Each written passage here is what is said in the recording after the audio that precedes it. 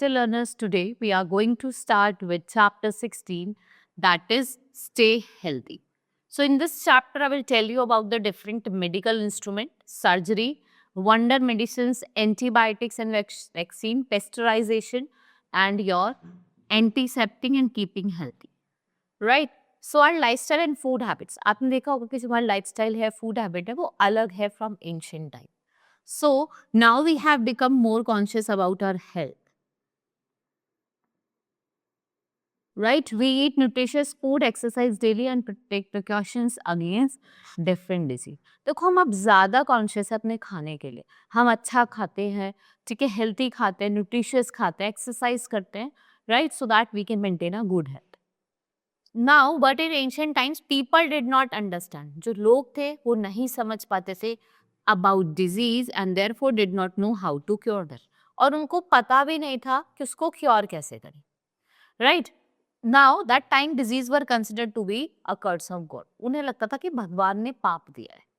So at that time, disease were considered to be curse of God, and today modern education, advancement in medicines and new technologies have made the life of the people more protected. आपने देखा है कि भाई जैसे जैसे education change हो रहा है, लोग ज़्यादा एजुकेटेड हो रहे हैं, लाइफस्टाइल भी चेंज हो रहा है, they are more conscious about their health, right. So let us read about development in the field of medical science. क्या क्या डेवलपमेंट हुई है. Now let's talk about clinical thermometers, and it was invented in 1714 by Gabriel Daniel Fahrenheit.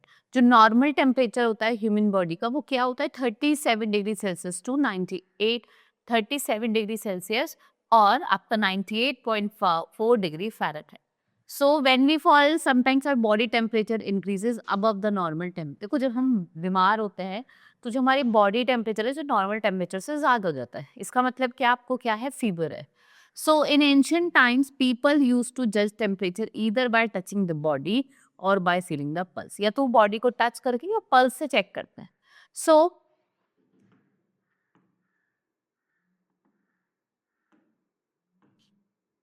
now we have clinical thermometer and there is scale printed between 95 degree Fahrenheit to 1110 and it shows the temperature of the body. Thermometer is placed either in the mouth या तो फिर mouth के अंदर या आपके under arm पिट रखा जाता है. And for about 1 minute an accurate reading is obtained. So the thermometer is placed either in the mouth or under the armpit. So for about 1 minute an accurate reading is obtained. Exact height of temperature helps the doctor in treating the patient properly. तो फिर क्या होता है कि doctors जो है वो patient को प्रॉपरली ट्रीट करते हैं.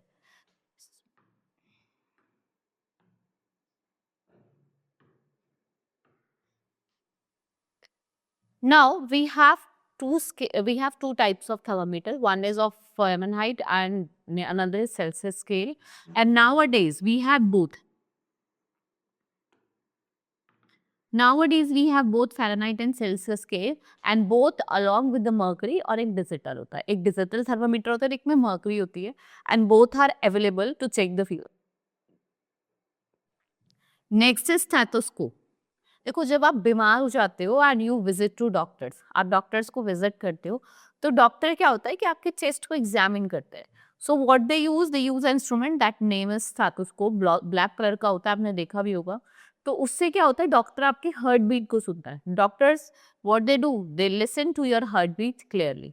Now it helps him in finding what you are suffering. वो बताता है कि वो ये पता लगाता है कि आप किस चीज से सफर कर रहे हो. And who invented stethoscope, that is Rene Laennec, and it was inspired by एक इंसिडेंट हुआ. दो बच्चे थे, they were sitting and they were going to a hollow log of wood. और वो एक ने उधर से सुन रहा था और एक इधर से बोल रहा था. and they rolled a newspaper. तो डॉक्टर ने उन्होंने क्या करा, उन्होंने न्यूज़पेपर रोल्ड करा और चेस्ट पे रखा. and this is how we get the idea of stethoscope. Then we have microscope. It's also an instrument जो आपको छोटे छोटे जो ऑब्जेक्ट्स होते हैं वो आपको बड़े दिखाई देते हैं.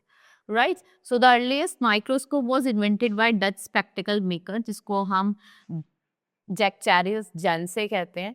And once he happened to look at fly through the two lenses placed one behind other, he was surprised to see how big the fly looked. उससे क्या देखा कि जो फ्लाई जो उड़ रही है वो कितनी बड़ी दिखाई दे रही है.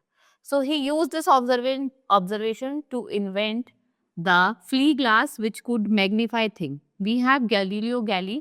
He learned about the invention and improved on it. उसने invention के बारे में सीखा और कुछ improve करा, and he used two lenses to make an early version of the microscope. इन्होंने अलग अलग lenses का use करा, and then over the time scientists improved, फिर उन्होंने इसको improve करा, and with this the microscope has been an important instrument to fight against disease, and with its help scientists were able to see for the first time the germ that caused disease. ठीक है, इससे क्या होता था, हम easily germs को देख पाते थे और ये देख पाते थे कि disease कैसी है, right? And what happened? And scientist has been able to identify the disease the patient is suffering from. और डॉक्टर भी क्या कर सकता था, easily अब क्या कर सकते थे, disease को identify कर सकते थे जिससे person suffer कर रहा है. Now Lord, let's talk about modern machines like X-ray machine, right? Ultrasound हो गया, CT scanner हो गया, your MRI machine. These all some important instrument that is used in the medical world. Now surgery and anesthesia. So sometimes to treat a defective organ in the body, it is necessary to cut open the body and operate the organ. ठीक है भाई, बहुत बार क्या होता है कि किसी का कोई ऑर्गन खराब हो गया है, कुछ क्रैक हो गया है, टूट गया है, तो हमें सर्जरी करनी होती है, तो we have to cut and then operate it, और उसको क्या बोला जाता है, सर्जरी बोला जाता है. The doctor who conduct the surgery is known as surgeon. देखो, जो डॉक्टर सर्जरी करता है उसको हम क्या बोलते हैं, सर्जन बोलते हैं. Surgery was very painful in earlier times but now doctors give anaesthesia. देखो, पहले क्या होता था, बहुत पेनफुल होती थी सर्जरी, क्योंकि हमारे पास कुछ ऐसा था नहीं कि हम इंसान को अनकॉन्शियस करें. So now we have anaesthesia, जो पेशेंट को कैसा बना देता है, unconscious, right?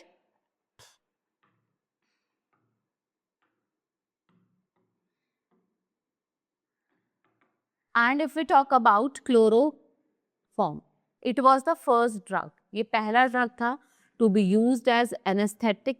The first surgery using chloroform was performed. सबसे पहली surgery हुई थी by using chloroform on 18th November 1847, and in ancient Bharat the surgery was practiced by Sushruta. Now antibiotics, bacteria ये क्या होते हैं, germs होते हैं, they which cause several disease like tuberculosis, cholera, typhoid. Bacteria can be killed by using antibiotics. भाई, इन bacteria को हम किसके थ्रू मार सकते हैं, एंटीबायोटिक्स खा के. So in 1928 we have Alexander Fleming who discovered first drug called penicillin which could prevent the growth of bacteria. He used the drug to cure many types of bacterial infection. और इन्होंने क्या करा, drug का use करा cure करने के लिए bacterial infection को, that is chloromycetin and streptomycin antibiotic, which were discovered later. In the discovery of antibiotics were important milestone in the development of medicine. एक important milestone था in the development of medicine. Right, you can see this is Jacarias, modern surgery, Alexander Fleming, जिन्होंने antibiotics जो लेके आए. Then we have Edward Jenner.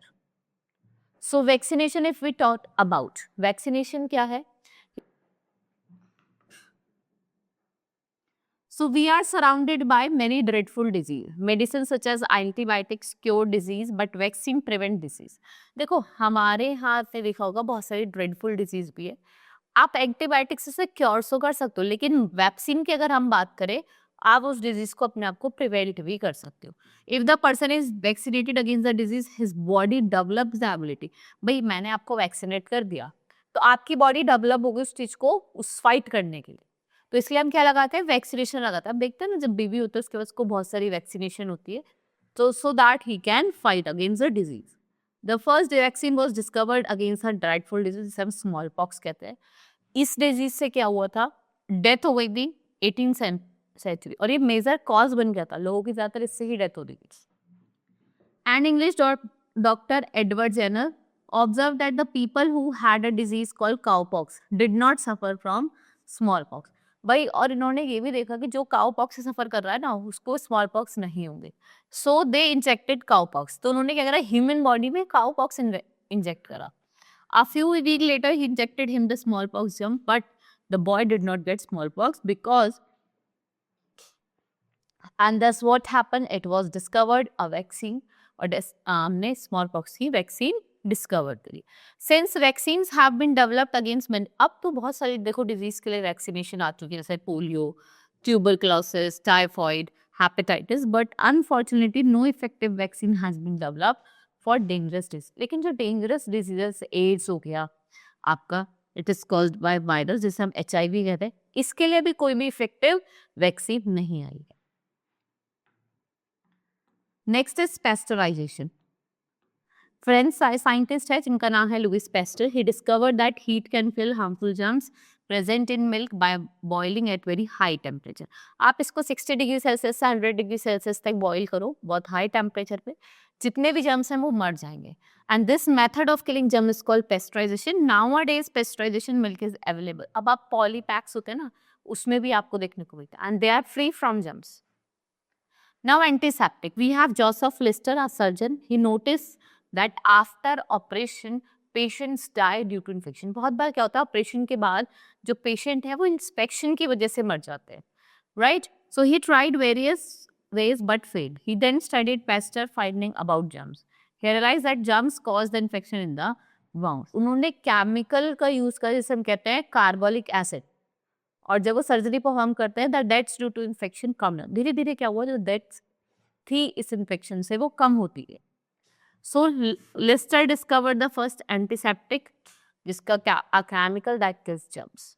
Now keeping healthy, we can stay healthy by following simple, आप balance diet खाओ, right, जिसमें सारे आपके carbohydrates, protein, fat, vitamins, minerals सब हो। अवॉइड जंक फूड कम खाना है। Keep your surrounding clean, maintain personal hygiene, अपने आसपास की जगह को क्लीन रखना है, पर्सनल हाइजीन मेंटेन करके रखनी। ड्रिंक प्लेंटी ऑफ वाटर, ज़्यादा से ज़्यादा पानी पियो। एक्सरसाइज रेगुलरली, डेली एक्सरसाइज करो। Visit your doctor regularly. Prefer walking and cycling, आप वॉक करो, साइकिलिंग करो नियर बाय प्लेसेस पे। Prefer outdoor activities instead of excess usages of computer, cell phone. Practice yoga regularly, और योगा को भी रेगुलरली प्रैक्टिस करो। So these are the things that you can do to keep yourself healthy, right? So this is all in this chapter. Hope you understood. Now we will meet in the next class. That's all for today. Thank you.